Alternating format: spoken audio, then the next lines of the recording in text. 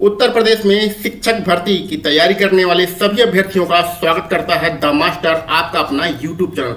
तो शाम के 7 बज चुके हैं और रोज शाम को 7 बजे हम लोग अपनी आगामी परीक्षाएं उत्तर प्रदेश में यूपी टेट और सुपर टेट इन दोनों परीक्षाओं के लिए एक समान रूप से गणित के प्रैक्टिस सेट को सॉल्व करते हैं। ये हमारे 3 उद्देश्य हैं गणित के प्रैक्टिस सेट को सॉल्व करने के। गणित एक सीखने का विषय होता है। रोज आप प्रैक्टिस सेट सॉल्व करेंगे तो आपको कुछ ना कुछ सीखने को मिलेगा और एक नोट्स अपना बनाते चलिए। जो भी आप सीखें उस कॉपी में नोट करते चलिए। धीरे धीरे आप गणित में एक्सपर्ट बन जाएंगे। दूसरा हमारा मेन उद्देश्य होता है कि जो हमारे चैप्टर होते हैं उसके कुछ कॉन्सेप्ट होते हैं, कुछ ट्रिक्स होती हैं। उन कॉन्सेप्ट और ट्रिक को भी हमें जानना और समझना बहुत ही ज़्यादा आवश्यक होता है, जिससे प्रश्नों को बहुत आसानी से सॉल्व कर सकें। और तीसरा हमारा मेन विकल्प है कि ऐसा उद्देश्य बनाइए कि कुछ प्रश्नों को आप मौखिक ही सॉल्व कर सकें। विकल्प के माध्यम से आप प्रश्न को देखते ही उसका आंसर निकाल दें, उसके लिए आपको पेन उठाने की जरूरत ना पड़े। तो इस प्रकार से आपको कुछ प्रश्न सॉल्व करना है। ये हमारे 3 मुख्य उद्देश्य हैं, जिसमें सबसे इंपॉर्टेंट है सीखना। गणित रटने का विषय नहीं होता है। जिस प्रकार आप जीएस जीके रटते हैं उस प्रकार से आप गणित मत रटिएगा, गणित सीखिएगा। जब सीखेंगे कि तो गणित के सारे प्रश्न आपको हलवा लगेंगे। तो इस प्रकार से गणित के डर को अपने मन से खत्म कीजिए। एक ही टारगेट बनाइए कि हमें भैया कुछ भी करना पड़ जाए, सरकारी अध्यापक बनना है, सरकारी नौकरी ही चाहिए। अब तक आप लोग अगर कहीं होम ट्यूशन पढ़ा रहे हैं, कहीं कोचिंग में पढ़ा रहे हैं, कहीं प्राइवेट स्कूल में पढ़ा रहे हैं तो ठीक है, जीवन में ये सारे संघर्ष करने ही पड़ते हैं।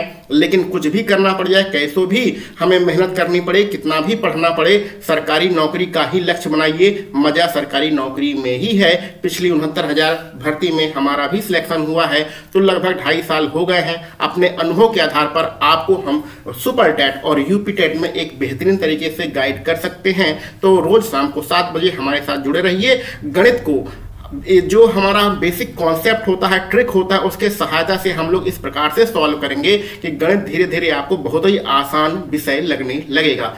तो हमारे गणित का ये टोटल 81 नंबर का प्रैक्टिस सेट है। अगर आप लोगों ने ये सारे प्रैक्टिस सेट नहीं देखे तो जाके देख लीजिएगा, बहुत कुछ सीखने को मिलेगा। और आज हम लोग अपना औसत नाम का चैप्टर स्टार्ट कर रहे हैं। ठीक है, औसत एवरेज के हम लोग कुछ प्रश्न सॉल्व करेंगे। तो चलिए स्टार्ट करते हैं आज का अपना पहला प्रश्न। अच्छा देखिए, यहाँ पर बहुत सारे भाई बंधु जब पहले हम लोग प्रैक्टिस सेट सॉल्व करते थे तो कहते थे सर आप बहुत आसान आसान प्रश्न लाते हैं। इसलिए अब हम लोग जो रेलवे में, एसएससी में, पुलिस भर्ती में आपके प्रश्न आए हुए हैं उनको सॉल्व करा रहे हैं। तो उनको सॉल्व करने से क्या होगा कि कुछ हाई लेवल के जो प्रश्न होते हैं उनको भी सॉल्व करने की आपकी आदत बन जाएगी। इस प्रकार यूपी टेट में 30 में से 30 नंबर का अपना टारगेट बना के चलिएगा। और सुपर टेट की अगर तैयारी कर रहे हैं तो 20 में से 20 नंबर का टारगेट आप सभी लोग बना के चलिएगा। तो ये हमारा मेन उद्देश्य है। आपका गणित कमजोर नहीं होना चाहिए। ठीक है, इस बात को अच्छी तरीके से अपने दिमाग में डाल लीजिए। पिछली शिक्षक भर्ती में ऐसे बहुत सारे बच्चे मिलेंगे जिनके सुपर टेट में गणित विषय में 8 नंबर, 9 नंबर, 10 नंबर, 11 नंबर हैं, लेकिन उनका मेरिट में सिलेक्शन नहीं हो पाया। सुपर टेट तो हर कोई क्वालिफाई कर लेगा, लेकिन सुपर टेट क्वालिफाई करने के बाद भी मेरिट बनती है और मेरिट उसी का बनता है जिसका गणित में अच्छे नंबर होते हैं। क्योंकि हिंदी, मनोविज्ञान और आपका पर्यावरण अध्ययन, ये सारे जो विषय हैं ये सभी कोई कर लेगा, गणित में ही सबको परेशानी होती है। ठीक है, पहला प्रश्न आपके सामने है। कोई इसमें एक प्रश्न आप सभी लोगों ने पढ़ लिया होगा, कोई इसमें बहुत ज्यादा लॉजिक लगाने की जरूरत नहीं है। कॉमन सेंस के आधार पर प्रश्नों को सॉल्व करते हैं। ये आपका रेलवे में प्रश्न आ चुका है। देखिए 30 पेन हैं और 75 पेंसिल हैं और इन दोनों को कितने में खरीदा गया है? 390 रुपए में खरीदा गया है। और अगर पेंसिल का औसत मूल्य 2 रुपया है, पेंसिल कितनी है? 75 रुपए की। एक पेंसिल 75 हमारे पास पेंसिल है और एक पेंसिल का मूल्य कितना है? 2 रुपया। तो एक पेंसिल का मूल्य 2 रुपया है तो पेंसिल में टोटल खर्चा कितना हो गया? 150 रुपया। टोटल हमारे पास खर्चा कितना था? 390 रुपया। उसमें से पेंसिल का खर्चा कितना है? 150 रुपया। तो बचा कितना? तो 390 में से 150 घटाएंगे, 240 रुपया आपका बचेगा। इस 240 रुपये में हमने क्या खरीदा है? 30 पेन खरीदा है। ठीक है, और आपको क्या निकालना है? औसत मूल्य निकालना है। तो 240 बचे हुए 240 रुपये में हमने 30 पेन खरीदा है और औसत मूल्य निकालना है, यानी एक पेन की कीमत निकालना है। तो 30 का भाग कर देंगे तो कितना आंसर आ जाएगा? 8 रुपया आंसर आ जाएगा। कुछ नहीं करना था, थोड़ा सा कॉमन सेंस लगा के गुणा भाग कर देना था, आपका आंसर आ गया है। आप देख रहे हैं कि रेलवे जैसी परीक्षाओं में भी इतने आसान से प्रश्न आते रहते हैं। आगे बढ़े, चलो भाई आगे बढ़। देखो कुछ नहीं करना, अगर ये प्रश्न आपके कक्षा 6 और कक्षा 7 में आते रहते हैं। अगर आपको इसको सिंपल तरीके से सॉल्व करना है तो 89 में कितने सब्जेक्ट हैं, 3 सब्जेक्ट हैं, गुणा कर दीजिएगा।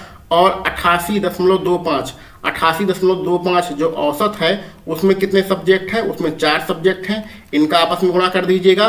तो ये पहली संख्या निकल के आएगी, ये दूसरी संख्या निकल के आएगी, ये बड़ी वाली संख्या में से छोटी संख्या घटा दीजिएगा, तो भाषा में से कुल कितने नंबर थे ये आपका निकल आएगा। बच्चों वाला प्रश्न इस प्रकार से सॉल्व किया जाता है। कक्षा 7 और 8 के जो किताबें हैं यूपी बोर्ड में, उसमें इस प्रकार के प्रश्न पूछे जाते हैं।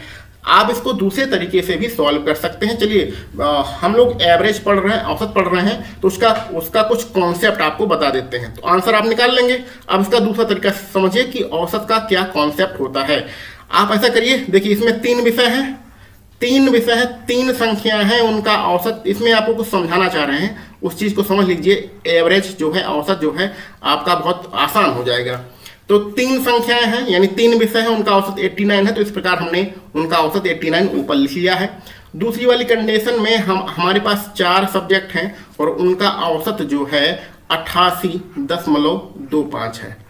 ठीक है, अब ध्यान से समझिएगा औसत का क्या मतलब होता है।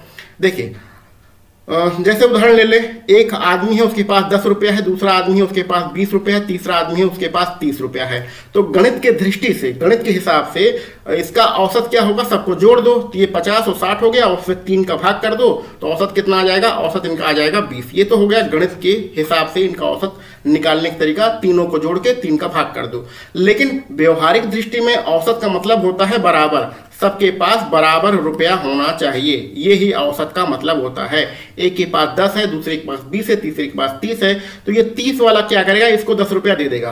तो 10 रुपया जब इसे दे देगा तो इसके पास कितना हो जाएगा, 20, इसके पास 20 है ये है, और तीसरे वाले के पास भी 20 हो जाएगा, सबके पास बराबर बराबर रुपया हो गया। यही हमारा व्यवहारिक दृष्टि में औसत का मतलब होता है।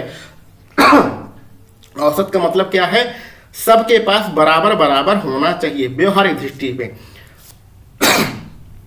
सॉरी, देखिए भाई अब यहां पर इसी तरीके से यहां पर हम लोग औसत निकालते हैं, मौखिक निकालना है। यहाँ पर 3 सब्जेक्ट हैं, 89 हमारा नंबर है, यानी कि तीनों सब्जेक्ट में उसने 89 नंबर प्राप्त किया है। यहाँ पर 4 सब्जेक्ट हैं, यानी कि यहाँ पर 88.25 हमारे पास नंबर है। यानी कि कहने का सीधा मतलब है कि जब उसकी चौथी संख्या यानी चौथा सब्जेक्ट आके जुड़ा होगा तो वो अपने से कम लेकर आया होगा। यहाँ पर जैसे यहाँ पर सबके पास 20-20 रुपया है, तो हो सकता है ये 18 रुपया लेके आया है। तो 18 रुपया लेके आया तो ये वाला जिसके पास सी वाला है 20 रुपये, ये कुछ देगा, ये कुछ देगा और ये कुछ देगा, तीनों थोड़ा थोड़ा दे देंगे तो सबका औसत मान लेते हैं, अभी इसको सॉल्व नहीं करेंगे, मान लेते हैं सबका औसत कितना हो जाएगा, 19.5 हो जाएगा। ये 20 में से कुछ गया, इधर से 20 में से कुछ गया, इसमें से 20 में से कुछ गया। तो कहने का सीधा मतलब है जब कोई संख्या आकर जुड़ती है और उसकी वैल्यू कम होती है तो औसत हमारा कम हो जाता है। जब कोई संख्या आकर जुड़ती है उसकी वैल्यू ज्यादा होती है तो औसत हमारा ज्यादा हो जाता है। ये बात समझ में आई, इसको आप कॉपी पे नोट कर लीजिएगा। अब उसी तरीके से इस प्रश्न को सॉल्व कर लेते हैं। यहाँ पर देखिए 3 लोगों के पास 89 है, यहाँ 4 लोगों के पास 88.25 है, यानी कि औसत कितना कम हो रहा है, औसत हमारा 89 से घटकर 88.25 हो रहा है, यानी पता नहीं कितनी खांसी आ रही, सॉरी।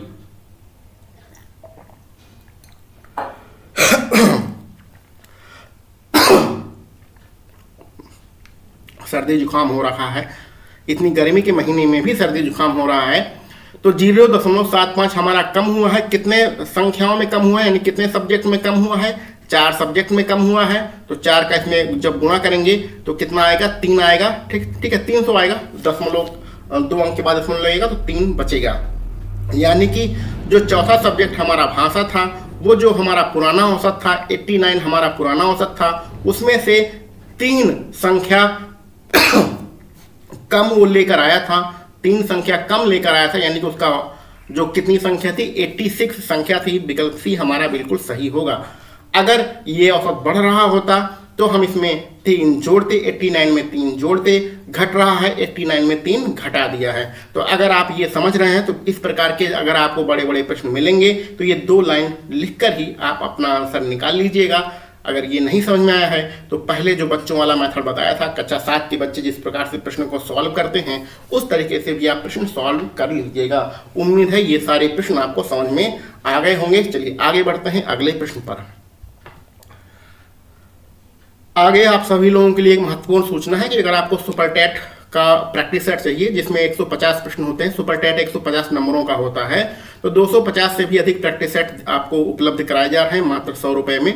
बहुत सारे प्रैक्टिस सेट दिए जा चुके हैं, तो उसके लिए आप 96 16 39 50 14 ये व्हाट्सएप नंबर है, इस पर आप मैसेज करके संपर्क कर सकते हैं। ठीक है, आगे बढ़ें। हाँ, ये भी कॉमन सेंस का सवाल है, इसमें कोई दिमाग नहीं लगाना है। 4 पुराने ट्रैक्टर 2 लाख में खरीदता है। 4 ट्रैक्टर की कीमत कितनी है? 2 लाख रुपया। ठीक है, और इन पे 3 लाख का खर्च करता है, तो 2 लाख में खरीद के लाया, 3 लाख खर्च कर दिया, टोटल खर्चा कितना हो गया? टोटल खर्चा उसका 5 हो गया, तो 5 लाख हो गया। और कितने ट्रैक्टर हैं उसके पास? 4 ट्रैक्टर हैं। ठीक है, यदि वह 4 ट्रैक्टरों में से एक ट्रैक्टर 1 लाख रुपए में बेच देता है, 40% का उसे कुल लाभ चाहिए।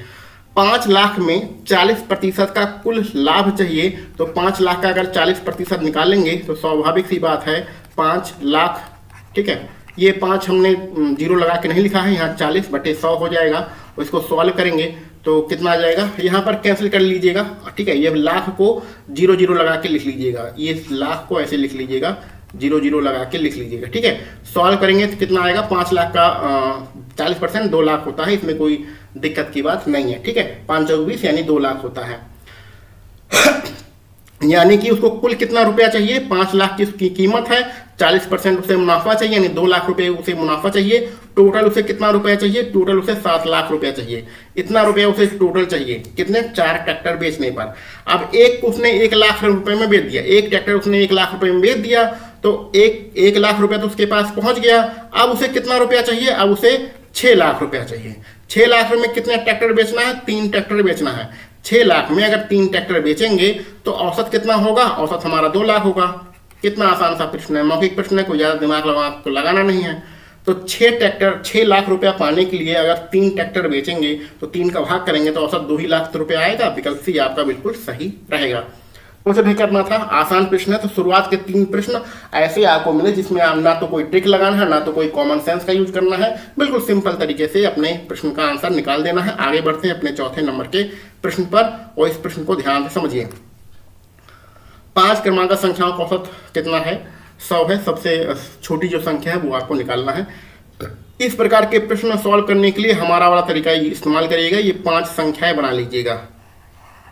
ठीक है, 4 बनी और एक इधर बना देते हैं 5। देखिए, इन हमने अभी बताया है कि औसत का मतलब होता है बराबर। ठीक है, औसत अभी आपको समझाया पिछले प्रश्न में, औसत का मतलब होता है बराबर। और जब इस प्रकार के क्रमांक संख्याएं दी गई हो तो औसत का मतलब होता है बीच वाली संख्या। बीच वाली संख्या, ये 2 चीजें समझ में लीजिएगा। इस प्रकार से क्रमांक संख्याएं दी गई हो तो औसत का मतलब होता है बीच वाली संख्या। तो जो बीच वाली संख्या होती है वही हमारा क्या होता है? वही हमारा औसत होता है। तो औसत कितना है? 100, यानी कि बीच वाली संख्या हमारी 100 है।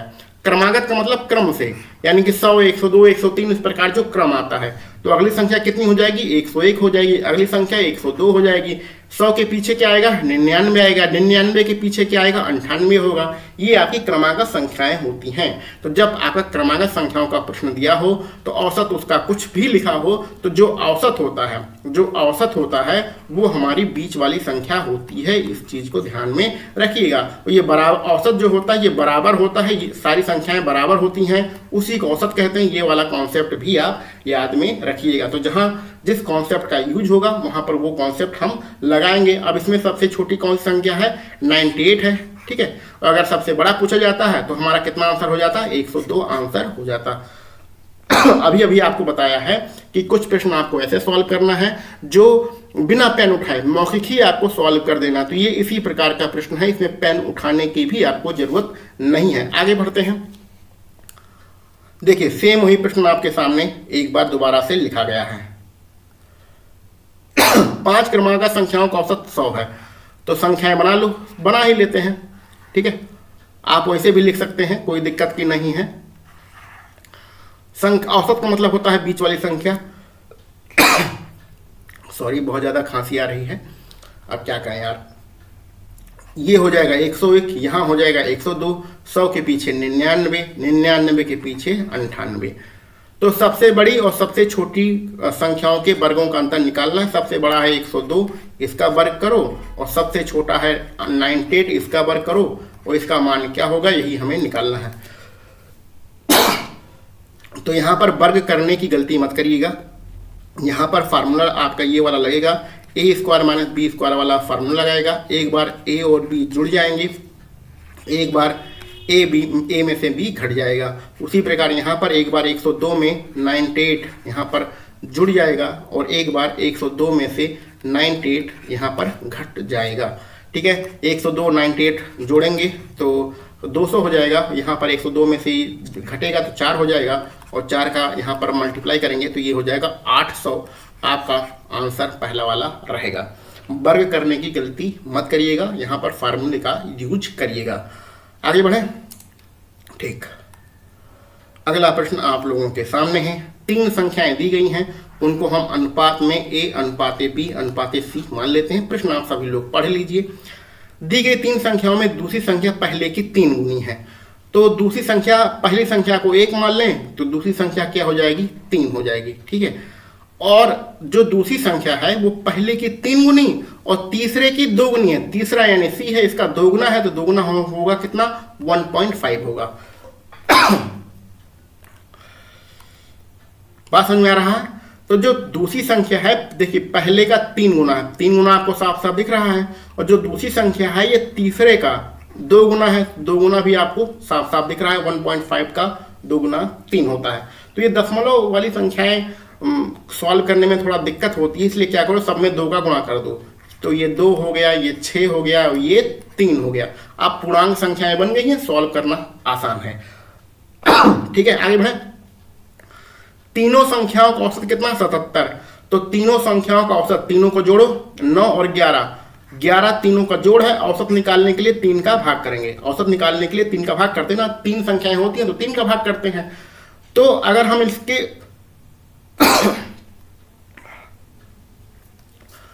अगर हम इसका औसत निकालेंगे तो कितना हो रहा है, प्रश्न में कितना दिया है, 77 दिया गया है।